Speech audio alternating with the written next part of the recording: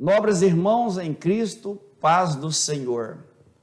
Por bondade e misericórdia de Deus, mais uma edição da Escola Bíblica Dominical. E desta feita é a lição de número 3 e queremos já iniciar parabenizando todos os professores de escola dominical, porque neste domingo é exatamente o dia do professor e especialmente o professor da Escola Bíblica Dominical. Parabéns, professores, nossos cumprimentos especiais aos pastores presidentes que apoiam a Escola Bíblica Dominical, nossos parabéns também aos superintendentes de escolas dominicais, que Deus abençoe vocês, que prossigam nesta grande missão de levar o ensino a todos aqueles que dele dependem. Ao pastor presidente da Semadeiron, pastor Nelson Lutemberg, nossa saudação. Muito obrigado por essa oportunidade de, mais uma vez, podermos estar cooperando, coadjuvando com as nossas igrejas, com os professores de escola dominical, com os superintendentes, com os pastores de campo, e que Deus abençoe a Semadeiron com toda a sua equipe. A lição de hoje traz por título Missões Transculturais no Antigo Testamento. Texto áureo, disse mais, pouco é que sejas o meu servo para restaurares as tribos de Jacó e tornares a trazer os guardados de Israel. Também te dei para a luz dos gentios, para seres a minha salvação até a extremidade da terra. Isaías capítulo 49 e o versículo de número 6. Em sede de verdade prática, diz o texto, o amor de Deus para com as nações deve ser o mesmo objetivo de os que militam pela salvação das almas perdidas. Então, missões transculturais no Antigo Testamento. Mas, pastor, tem isso lá? Missões transculturais no Antigo Testamento? Pois é isso que nós vamos estudar neste domingo. As lições aprendidas no Antigo Testamento, elas se contextualizam plenamente no Novo Testamento. Então, em razão disso, é que se consegue extrair as belíssimas lições missiológicas do Antigo Testamento que se aplicam plenamente em Novo Testamento e pós-Novo Testamento, que é a época da igreja, onde a igreja continua fazendo missões até os dias atuais. E assim a nossa aula prossegue, e nós temos aqui como primeiro item de nossa lição, Israel, um povo escolhido para um propósito missionário. Comigo aqui nos estúdios da Semadeiron, o pastor Eliseu, como todos já ouviram desde o começo, um presente que Deus deu para a Semadeiron, que Deus deu para a igreja de Cacoal, que Deus deu para as igrejas de Rondônia. Pastor Eliseu é um ícone da teologia e também da educação. E ele nos falará, com essa calma e essa precisão que ele possui, o primeiro ponto de nossa lição. Pastor Eliseu, paz do Senhor, e é com o Senhor. Paz do Senhor, meus irmãos, agradecido a Deus por nos proporcionar esta oportunidade de estar aqui novamente, como já parabenizou os professores, nosso pastor Jormi César, eu também quero deixar os meus parabéns. Deus enriqueça grandiosamente as vossas vidas e que esta alegria de servir ao Senhor esteja no coração de cada um de nós, para que se cumpra o que está em Daniel 12, que os que a muitos ensinos refugirão como as estrelas, como os astros, sempre eternamente. Que Deus faça brilhar grandiosamente o ministério de cada um desses que se dedicam a ensinar. Nós temos aqui esse primeiro ponto tratando de Israel, um povo escolhido para um propósito missionário. Missão, envio, chamada, Deus confiando a alguém uma tarefa. E a quem Deus está confiando esta tarefa? A nação de Israel. Na aula passada nós estudamos que o próprio Deus se manifesta ou se apresenta no Antigo Testamento como um missionário, dizendo que ele, com seu amor profundo, vai atrás das pessoas, sejam estas pessoas individuais, sejam uma pessoa em separado, seja um grupo, seja uma nação. A preocupação de Deus é com todos os homens, é com todas as mulheres, é com todas as almas. Daí, com o transcorrer do tempo, Deus estabelece uma nação para, através desta nação, levar o evangelho para todas as partes do mundo. E nós lemos, já na lição passada, que o plano de Deus começa com Abraão. Gênesis, capítulo 12, Deus diz a Abraão: sai da tua parentela, sai do meio da tua família e vai para um lugar que eu vou te mostrar. A princípio, Deus chama Abraão de Ur dos Caldeus. Ele vem, mas vem com alguns da sua família, entre eles o seu pai. Quando chega em Harã, a voz de Deus continua insistindo e dizendo: você precisa deixar a sua parentela. Eu tenho um propósito com você de fazer uma grande nação. Ele então deixa ali a parentela, mas tinha um sobrinho Ló, que era como um filho na sua casa, e ele leva este consigo. Entretanto, as propriedades eram separadas, cada um tinha sua propriedade, e nós conhecemos a história que lá no meio do caminho há um desentendimento entre pastores. Então, Abraão diz a Ló: escolhe para onde você quer ir. Se você for para a direita, eu vou para a esquerda, para que nós possamos viver em paz. E ele então escolhe as campinas verdejantes de Sodoma, de Gomorra, enquanto Abraão vai então para o lado oposto.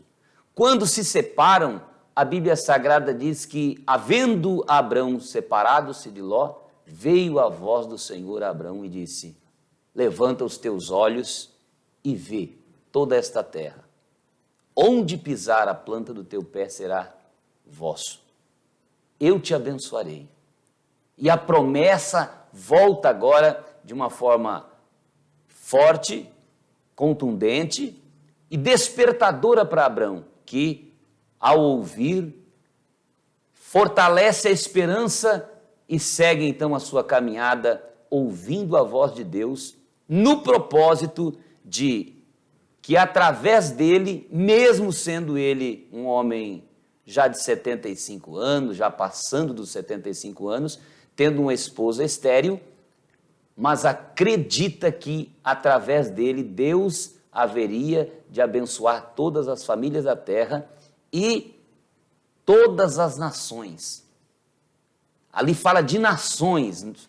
Quando Deus chama Abraão, mas fala: em ti serão benditas todas as famílias da terra. Interessante como Deus estava ansioso, o coração de Deus tocado para alcançar a humanidade inteira. Uma alma vale mais que o mundo inteiro. Eu me volto para Salmo 2:8, dizendo Deus ali, é uma forma profética: pede-me e eu te darei as nações em herança. Deus, com o intuito de que as nações da terra sejam ganhas. Isso é um convite missionário que está no Salmo 2, para que eu e você também busquemos ao Senhor e tenhamos as nações como herança. Quantos homens Deus já levantou nesta terra que conquistaram países? John Knox, dizendo: Senhor, Dá-me a Escócia, senão eu morro. Eu não consigo viver sem que o Senhor salve esta nação.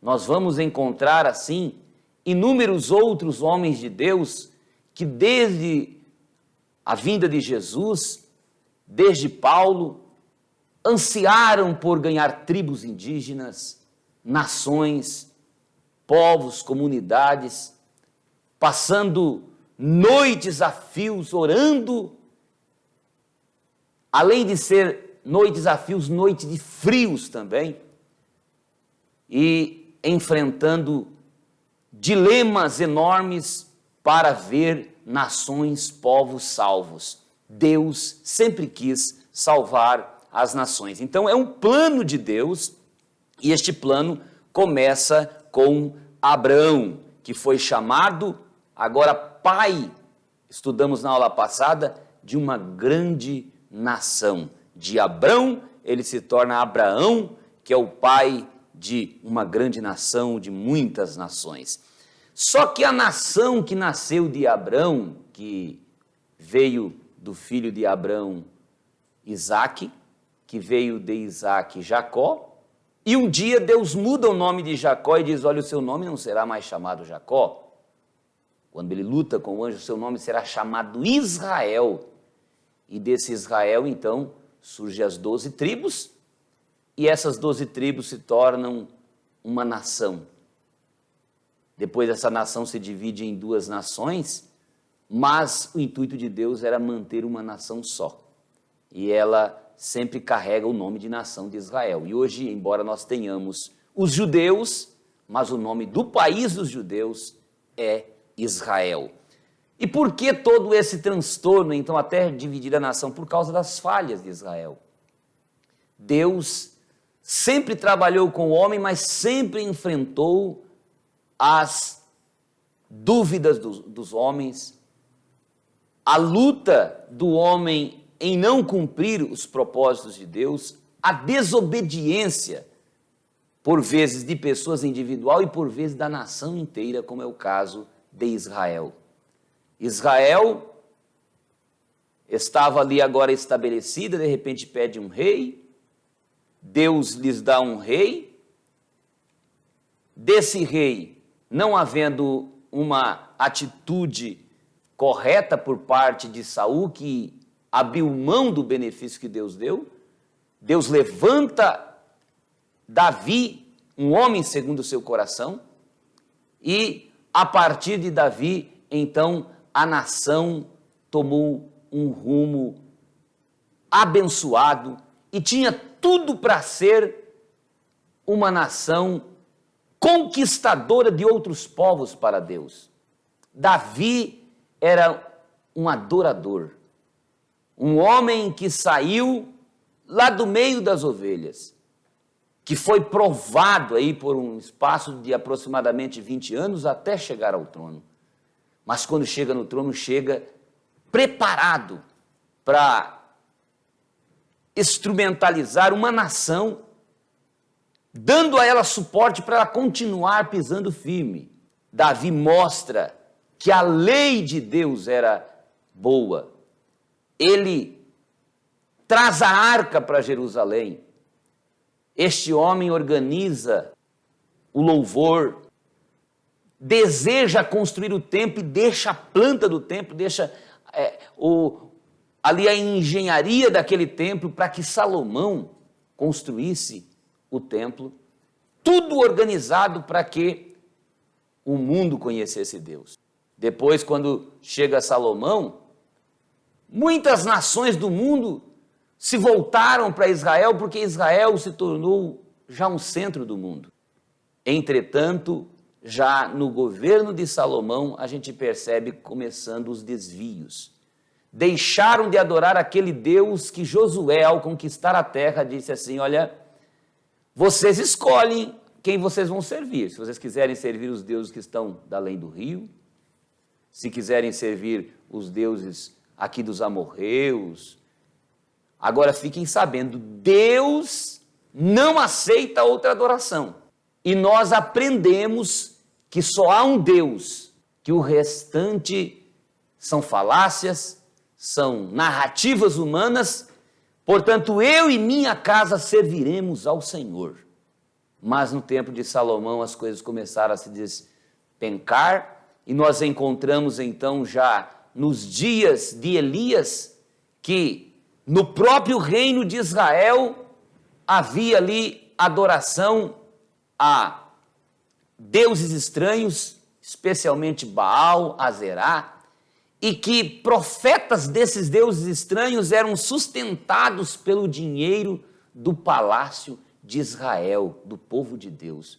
O povo de Deus trabalhando, pagando impostos para sustentar profetas dos demônios.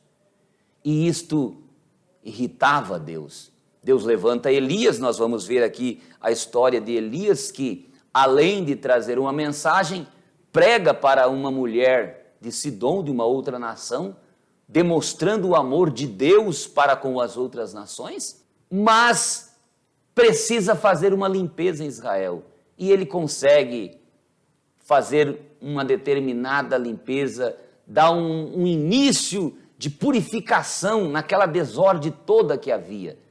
Entretanto, outros reis vieram, alguns bons em Judá, porque em Israel não se levantou nenhum rei que temesse a Deus mais.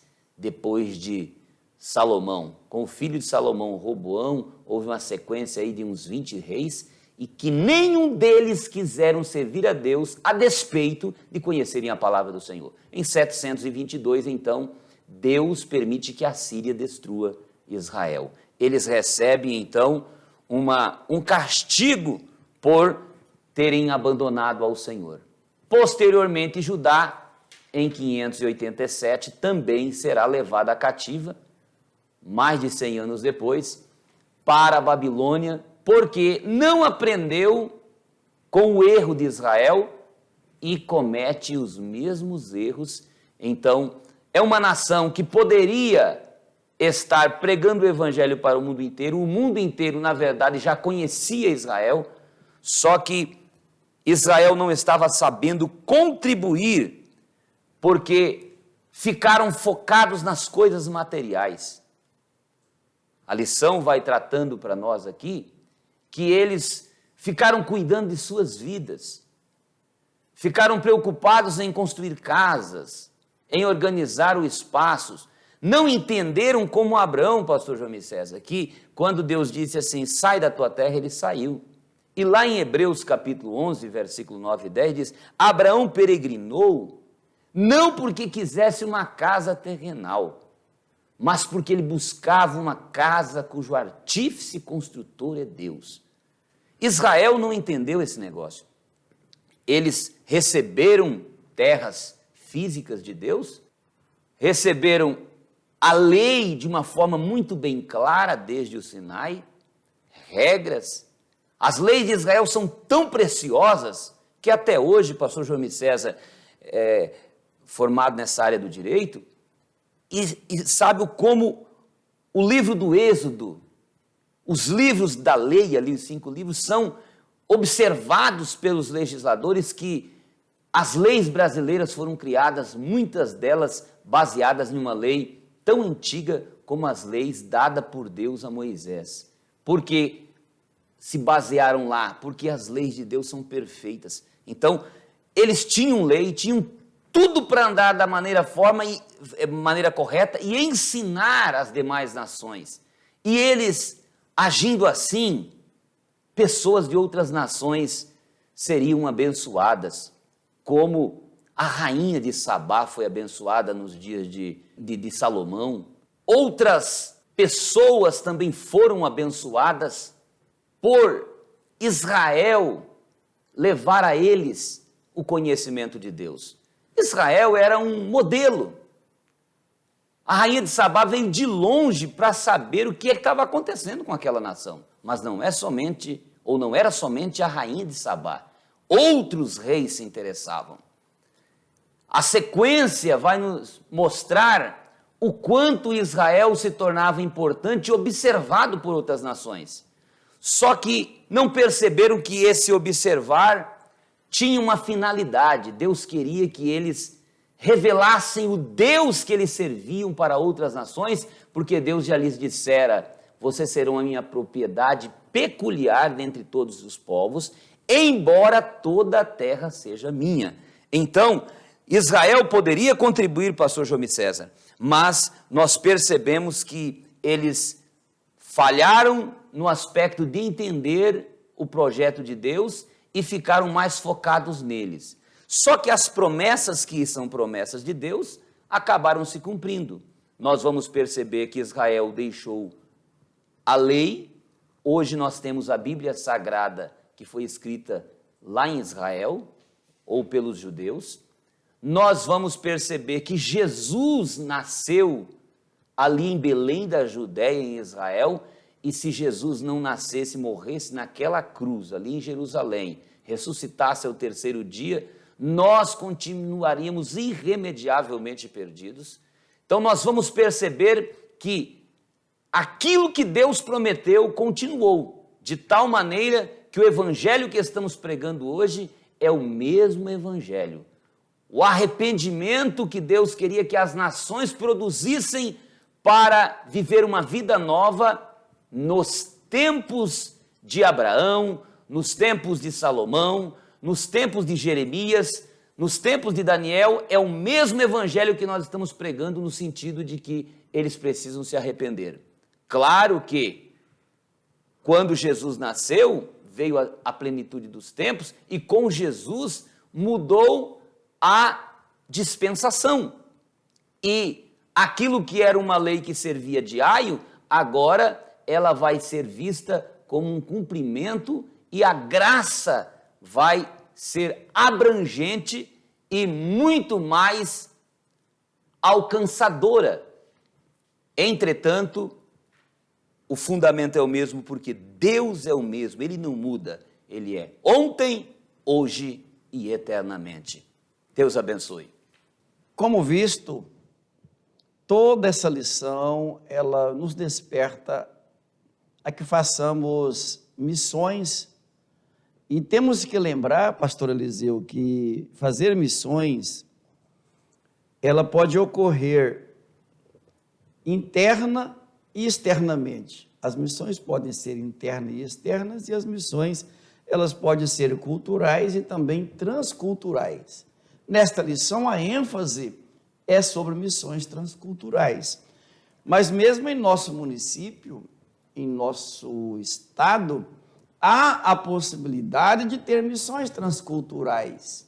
Por exemplo, algumas etnias indígenas, elas falam outras línguas, elas têm outra cultura, e é um povo nosso, que está aqui muito perto de nós, e que também tem alma, tem espírito, e tem corpo, e necessita de salvação. E o único Salvador é Jesus Cristo. Não há nenhum problema a igreja enviar um missionário para a parte mais longínqua do planeta. Mas nós temos que lembrar que os que estão perto também precisam da nossa atenção. Então, há que enviar missionário para longe? Sim, mas também para perto. Que Deus abençoe aos pastores que tenham essa visão mais abrangente e que a implantação de igrejas local, como parte da missão interna, via evangelização, isso faz parte também do grande ide e do discipulai de nosso Senhor Jesus Cristo. Pastor Eliseu, ainda nós temos a considerar que desde o Antigo Testamento, você pode observar no textuário da lição, há uma sequência, Deus planeja uma ação sequenciada. Israel, os gentios e as extremidades da terra. Quer dizer, via Israel, Deus queria chegar aos gentios e também chegar às extremidades da terra. Como o Senhor abordou que Israel falhou, houve uma falha grande da parte de Israel, então essa grande comissão de chegar aos gentios e às extremidades da terra passou para a igreja. nós não vemos Israel evangelizando mais. Então, a própria comissão do Senhor Jesus Cristo veio de tal forma que ela se incorporou na igreja, e a igreja continua fazendo missões culturais e transculturais. Culturais via evangelização e transculturais via envio de missionários para lugares mais distantes. Também há que se observar a questão do amor de Deus para com as outras nações. Deus nunca esqueceu nenhuma nação.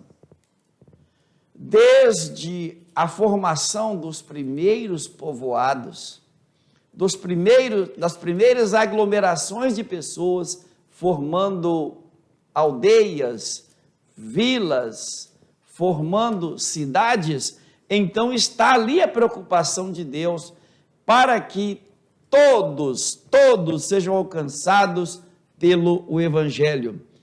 Desde que Adão caiu, Adão pecou, juntamente com a sua esposa, então o olhar de Deus ficou grandão, aquele olhar grandão, querendo de volta aquilo que estava se perdendo. Porém, Deus é todo-poderoso, mas Ele não quer forçar o retorno. Ele abre a porta para o retorno. O amor de Deus abre as portas para o retorno. Os olhos de Deus estão sobre todas as nações. Não há povo sequer, pequeno ou grande, que escape ao olhar de Deus, aquele grande objetivo de Deus para salvar. Entretanto, há uma rebeldia grande de ambas as partes, isto é, da parte do que é enviado e da parte dos que recebem o enviado para trabalhar. Por exemplo, o amor de Deus aqui, ele se destaca quando Deus envia profetas para pregar a povos distantes. Lembra o caso do profeta Jonas? Ele foi enviado para pregar a um povo que estava debaixo do olhar de Deus. Deus queria salvá-los.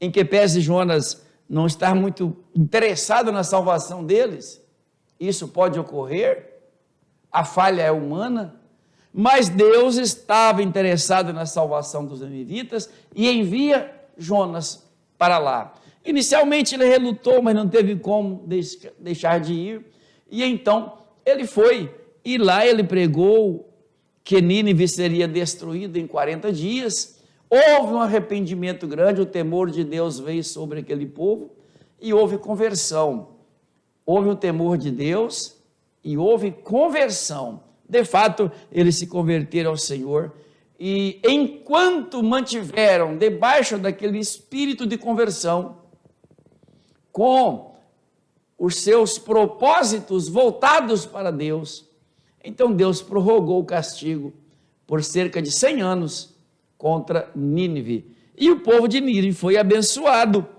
pela pregação do profeta Jonas. Quer dizer, o ato de Deus enviar Jonas caracteriza um Deus missionário, um Deus que ama todas as nações e todos os povos. Quando o profeta Elias foi enviado à viúva de Sarepta, que não era do território de Israel, é isso que nos chama a atenção. Pastor Eliseu, é interessante como que Deus sabia daquela mulher lá. Ela, mesmo ainda sem conhecer a Deus, ela já estava buscando a Deus. Ela já tinha uma resposta para Deus. Então Deus envia o profeta Elias para que pregasse a ela a mensagem libertadora. E ela creu, ela aceitou. Provavelmente já tinha ouvido algumas vezes desse texto. Provavelmente o Espírito Santo já tinha tocado no coração dela. Deus viu o temor dela, o temor. E ela não sabia o que era, naturalmente. E nem sabia como. Mas Deus vê. É aquele Deus que está lá em cima, é o Deus transcendente, mas também é o Deus imanente, que está presente em cada lugar. que sabe todas as coisas. Então ela não estava lá escondida dos olhos de Deus. Deus envia um profeta, do tamanho do profeta Elias, para encontrá-la. E a encontrou em um momento de crise. A nação também passava por uma recessão alimentar. E basicamente o que ela tinha para se comer dava apenas para ela e o filho dela em uma refeição. Era muito pouco, pastor Eliseu. E Deus mediu aquela quantidade de alimento que ela tinha e mandou o profeta no dia certo. Deus não erra, nem o endereço e nem a quantidade de alimento que a pessoa tem ou que precisa. Deus tem cálculos precisos. E então chega Elias, na hora que ela foi fazer a última refeição. Pensa, irmãos, que cálculo preciso é de Deus.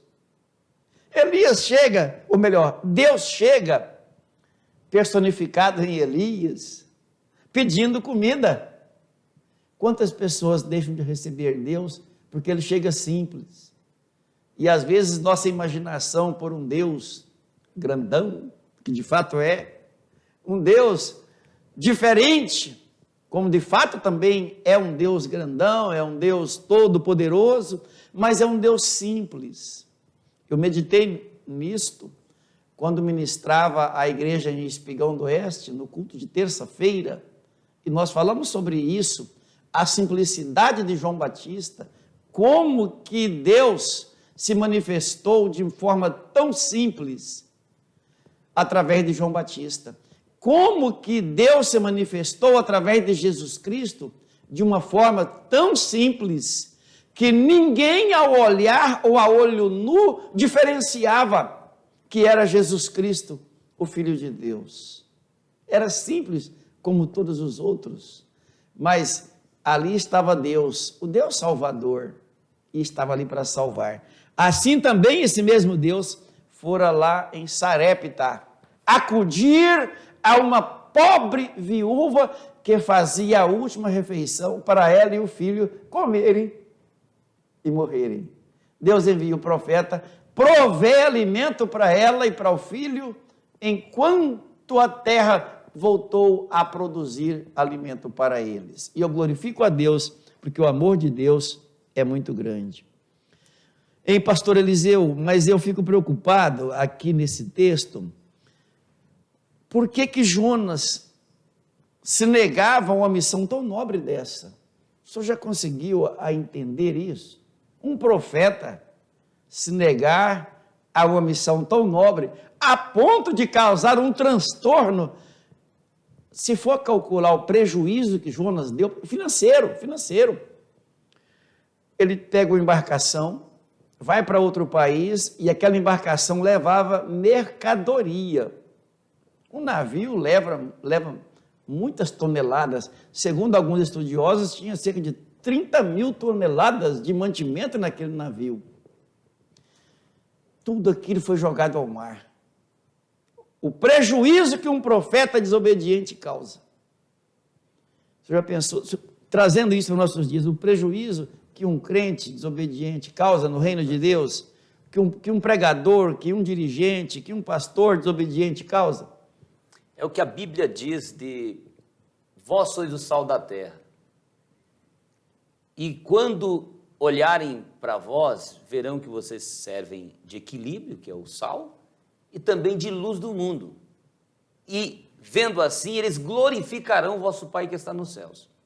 Mas se acontecer o oposto, que der mau testemunho, vão falar mal do Pai que está no céu, ou que está nos céus. Imagine que testemunho Jonas estava dando para aqueles que não conheciam ao Deus verdadeiro. Mas nós percebemos uma outra ação interessante ali. Vários marinheiros ou navegantes, os responsáveis por aquele navio, que não eram de Israel, que não tinham um contato com o Deus de Jonas, ao ouvirem o depoimento de Jonas, que diz: eu sou filho do Deus que criou os céus e a terra, eu sou um enviado do Deus que fez o mar, eles começaram a temer. Deus é que é especialista em transformar situações que aparentemente daria tudo errado em fazer a coisa dar certo. Fazer a coisa dar certo. Depois aquele povo volta para os seus lugares e lá onde estão, vão pregar o evangelho. É o mesmo que Jesus faz lá em Gadara, enviando aquele homem, foi o primeiro que ele envia, aquele endemoniado gadareno, que agora não mais é endemoniado, pede para seguir Jesus, mas Jesus fala, vai para os teus, para a tua família, prega o evangelho, diga quão grandes coisas Deus fez. Esses marinheiros, ao verem o mar se acalmar, depois de terem lançado fora o homem que era o pivô da situação, chegam em casa e podem falar do Deus verdadeiro. Eu acho que nunca mais eles foram os mesmos, né? Provavelmente tinham toda a oportunidade para nunca mais falharem. Então, é essa a verdade de Deus, pastor. E a gente observa aqui nesses textos a preocupação de Deus. Quando a gente lê Isaías, Jeremias, Ezequiel, eu lia esses textos e a gente sabe que eles são extensos. A maioria dos leitores da Bíblia, eles param de ler a Bíblia ali nesses livros, porque os livros são grandes em textos, profecias, e por não conhecermos as profecias que estão ali, ou as nações serem distantes de nós, da nossa realidade, nós acabamos não tendo tanto interesse com aquilo, quando de menos conhecimento da palavra. Mas a partir do momento que nós começamos a perceber o valor do que é Tiro, Sidom, Etiópia, Assíria, Babilônia, Amon, Moabe, Filístia, aí nós começamos a perceber Deus profetizando para essas nações. Deus não profetizava para essas nações, irmãos, apenas para julgá-los. Deus não perde tempo em condenar alguém. Quando Deus está falando de condenação para uma pessoa, Ele está dizendo, a proposta é, se você se arrepender, a sua realidade será outra.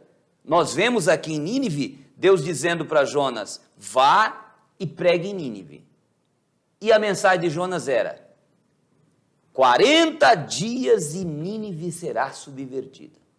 Deus está mandando dizer, 40 dias e Nínive será subvertida. A mensagem era juízo. E seria mesmo, com 40 dias, que é a mensagem que nós encontramos para cada uma dessas nações. Podemos ler Ezequiel, podemos ler Jeremias, podemos ler Isaías. Nós vamos perceber esse juízo, é Deus dizendo, vai acontecer.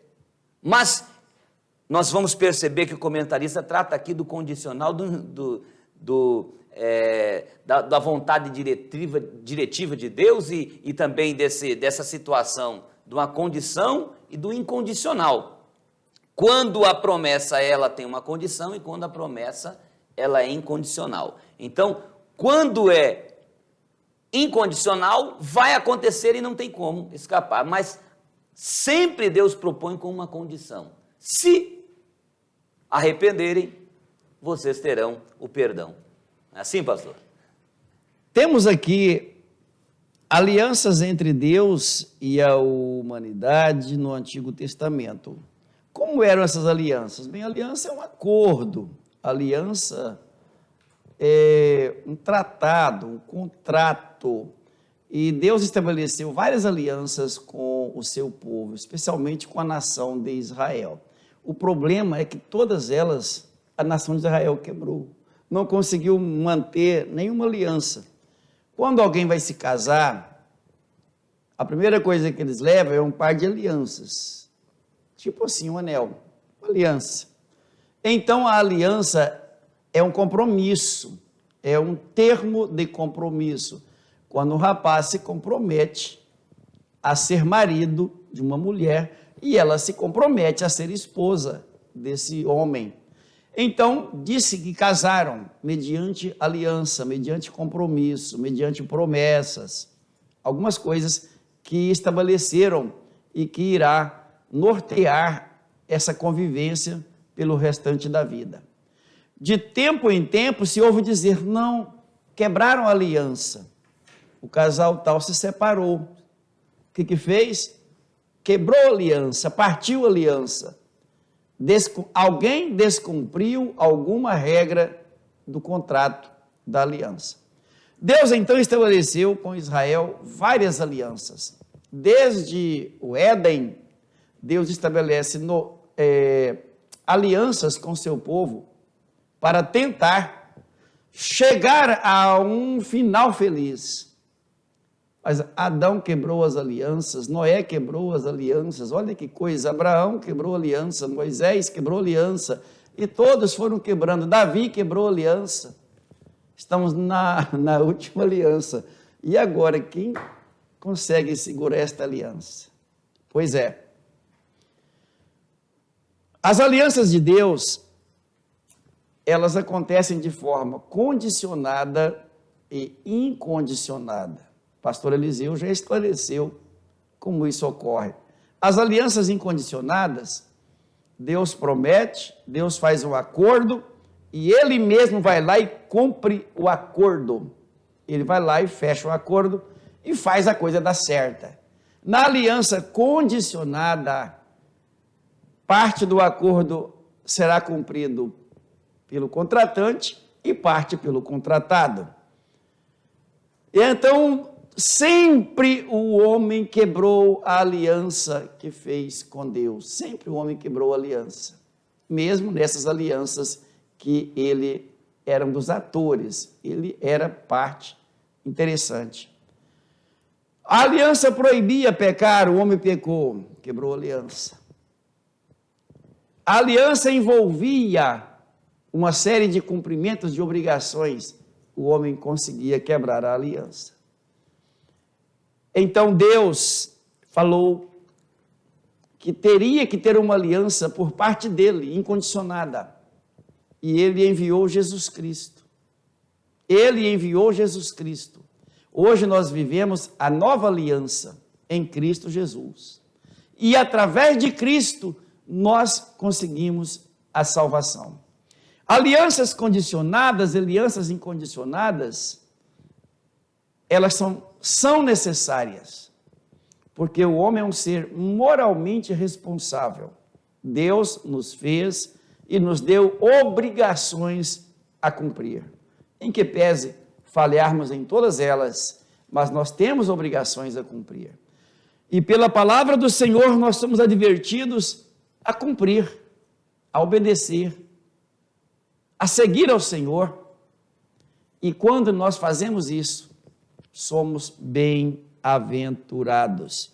E eu gostaria que o pastor Eliseu, fechando nossos comentários, pudesse nos explicar como o amor de Deus está derramado nessas alianças para o nosso bem, para o bem da igreja, para o bem da humanidade. Pastor Eliseu. Alianças são esses elos que Deus faz com o ser humano, desde Adão, aliança adâmica, Noé, como aqui já foi falado, aquele arco-íris que a gente vê assim na terra, quando chove, né?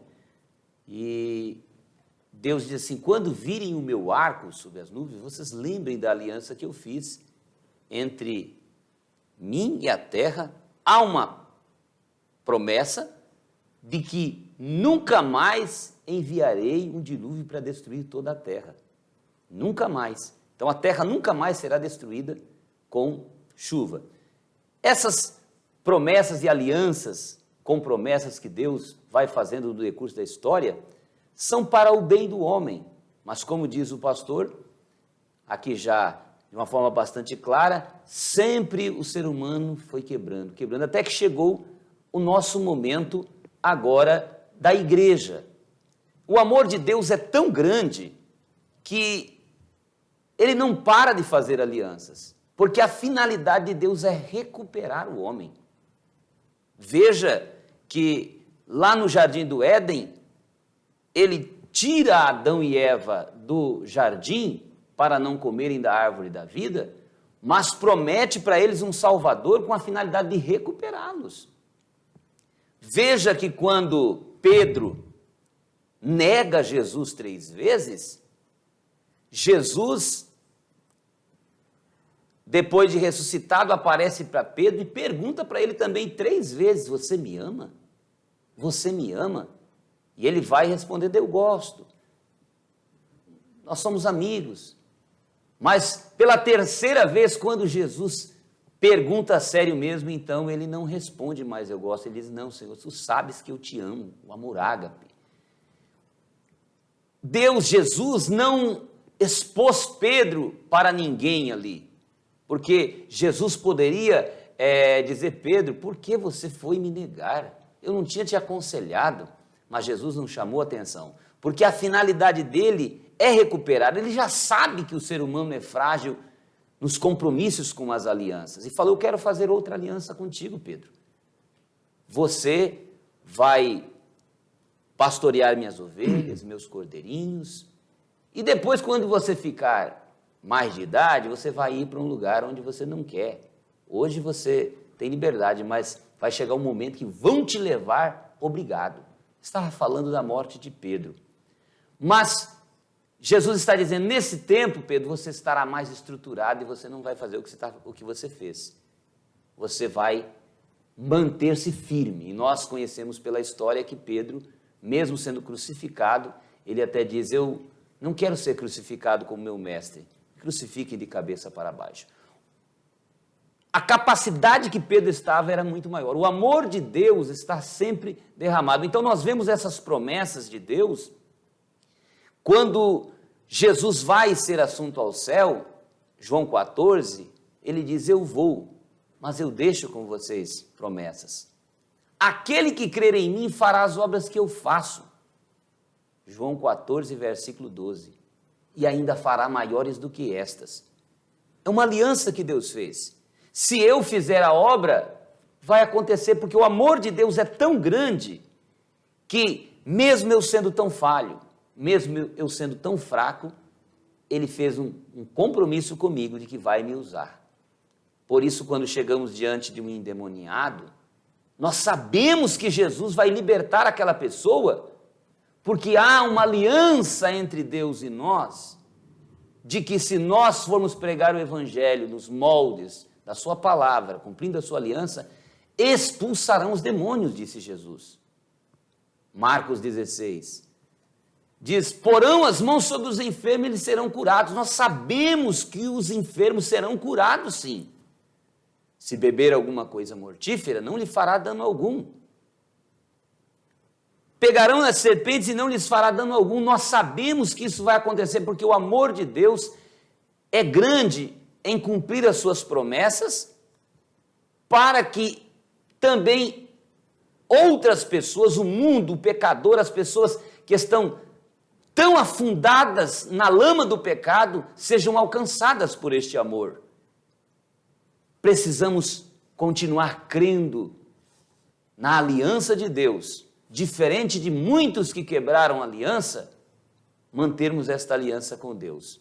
Porque até o próprio Satanás, ele trabalha na legalidade, ele sabe o que é aliança de Deus.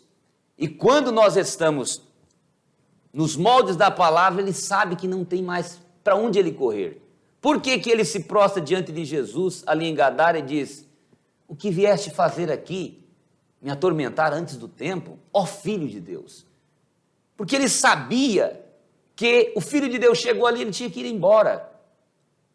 Os demônios sabem que onde chega o crente pode ser na Índia, na China, seja no continente asiático, europeu, onde o crente chegar, há uma aliança de Deus, de que seremos usados para libertar aquelas nações, para levar à luz aquelas pessoas, e que o demônio terá que se afastar daquele lugar.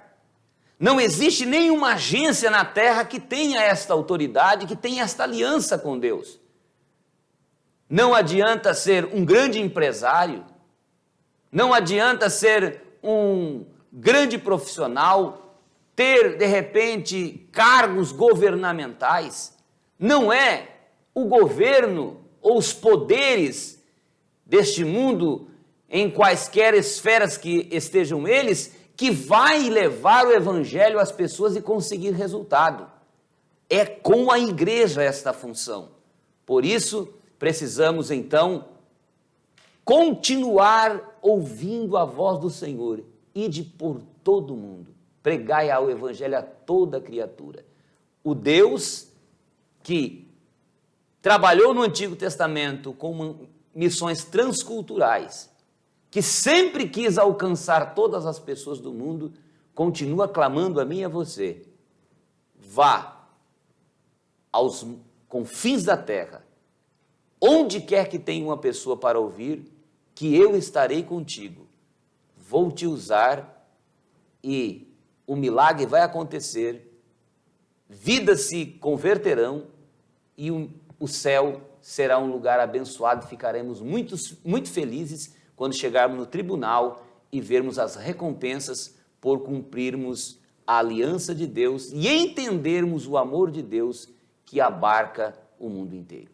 Muito obrigado a todos os nossos irmãos que bondosamente nos assistiram, que Deus os abençoe e que esta palavra tenha lhe servido como subsídio para o estudo da lição deste domingo. Que Deus abençoe a todos. Muito obrigado, pastor Nelson, obrigado aos pastores presidentes, muito obrigado a todos aqueles que deste vídeo conhecimento tiverem, que a boa mão de Deus, que o Espírito Santo do Senhor complemente em vossos corações, em vossas mentes, tudo aquilo que o Espírito Santo deseja ensinar a cada aluno de nossas escolas dominicais. Estaremos orando agora e os convido, podendo, que ore conosco também. Deus eterno, te agradecemos por esta oportunidade grandiosa, quando aqui, Senhor, nos esforçamos para colaborar com todos aqueles que amam a escola bíblica dominical e que desejam a cada domingo melhorar os seus ensinamentos. Pai amado, que estas palavras encontrem espaço nos corações, nas mentes de cada professor e também de cada aluno, na mão de todos aqueles que manejam a Tua palavra e a ensinam na escola dominical. Abençoe a todos, Pai, em nome de Jesus. Amém. Amém.